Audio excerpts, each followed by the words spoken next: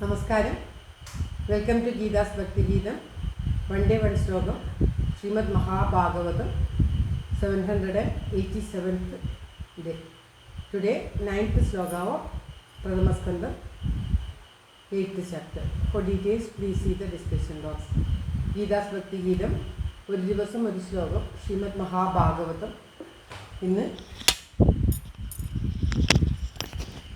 787 ദിവസം. പ്രഥമസ്കന്ധത്തിലെ 8ാമത്തെ അധ്യായത്തിലെ 9ാമത്തെ ശ്ലോകം. ഓം നമോ ഭഗവതേ വാസുദേവായ. ഓം ശ്രീകൃഷ്ണ പരമാത്മനേ നമഃ. ഹരിശ്രീ ഗണപതയേ നമഃ. അവിഘ്നമസ്തു ശ്രീ ഗുരുഭ്യോ നമഃ. ഓം തത്സത്. കൃഷ്ണം നാരായണം വന്ദേ കൃഷ്ണം വന്ദേ വ്രജപ്രിയം.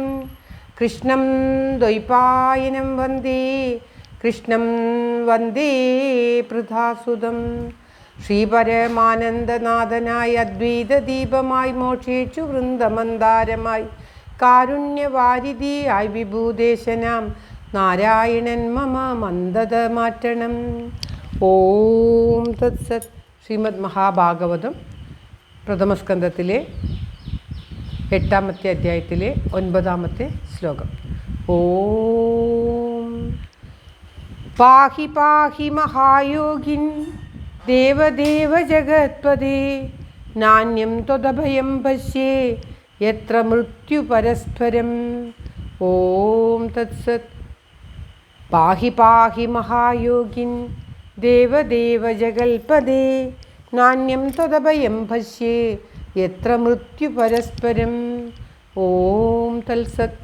പദം പിരിക്കേണ്ടത് പാഹി പാഹി മഹായോഗിൻ ദേവദേവ ജഗൽപദേ. നാന്യം തത് അഭയം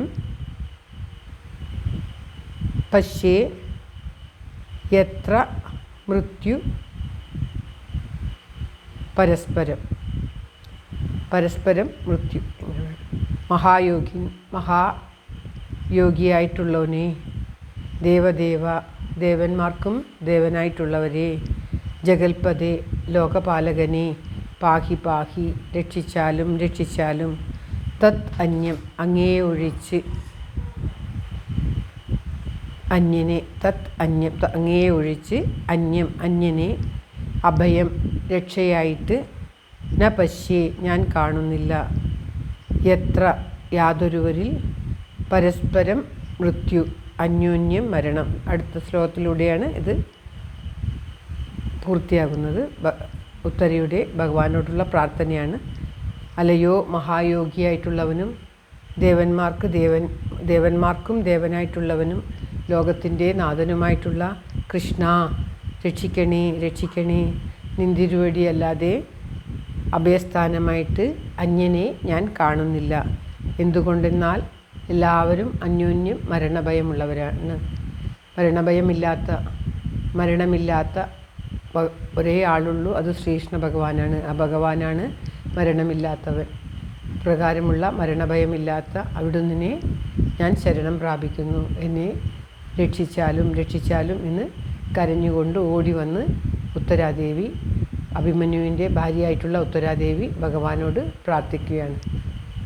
ഉത്തരാദേവിക്ക് എന്താണ് സംഭവിച്ചത് എന്നാൽ അടുത്ത ശ്ലോകങ്ങളിലായിട്ട് വരുന്നതാണ്. ആ അശ്വത്ഥാമാവ്, പ്രതികാരവാഞ്ചിയായിട്ടുള്ള അശ്വത്ഥാമാവ് കൂടാരത്തിൽ നിന്നും രത്നവും മുടിയും പിഴുതെടുത്ത് അയച്ചപ്പോൾ തൻ്റെ ദേഷ്യം സഹിക്കാതെ, ഉത്തരാദേവി ഗർഭിണിയായിരുന്നു. പാണ്ഡവ വംശം ഉത്തരാദേവിയുടെ ഗർഭത്തിലൂടെ ഉണ്ടാകും എന്നറിഞ്ഞ ആ പാണ്ഡവ വംശത്തെ മുഴുവനായിട്ട് ഒടുക്കണമെന്ന് കരുതിയിട്ടാണ് ഉറങ്ങിക്കിടക്കുന്ന കുട്ടികളെയെല്ലാം കൊന്നത്. അതിനുശേഷം ഉത്തര ഗർഭിണിയാണ്. അപ്പോൾ ഉത്തരയുടെ ഗർഭത്തിലൂടെ പാണ്ഡവ വംശം വീണ്ടും വരും എന്ന് തോന്നിയ ആ അശ്വത്ഥാമാവ് ഉത്തരയുടെ ഗർഭത്തിലേക്ക് ആ ബ്രഹ്മാസ്ത്രത്തെ പ്രയോഗിക്കുകയാണ് ഉണ്ടായത്.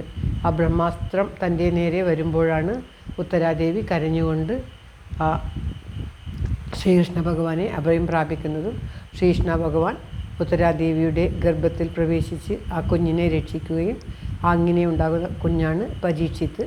ആ പരീക്ഷത്തിനാണ് ശ്രീമദ് മഹാഭാഗവതം ആദ്യമായിട്ട് ശ്രീ ശുകബ്രഹ്മർഷി ഉപദേശിക്കുന്നത്.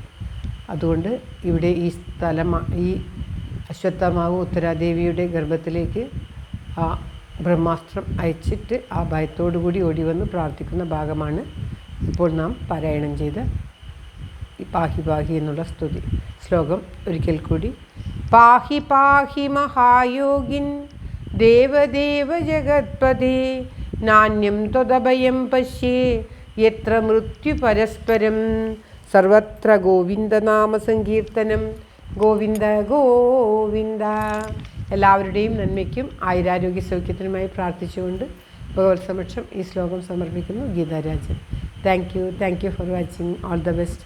Have A very very nice day. God bless you. ദൈവം അനുഗ്രഹിക്കട്ടെ. എല്ലാവർക്കും എല്ലാവിധ ആയുരാരോഗ്യ സൗഖ്യവും നന്മയും ഉണ്ടാകട്ടെ. ഓം തത്സത്.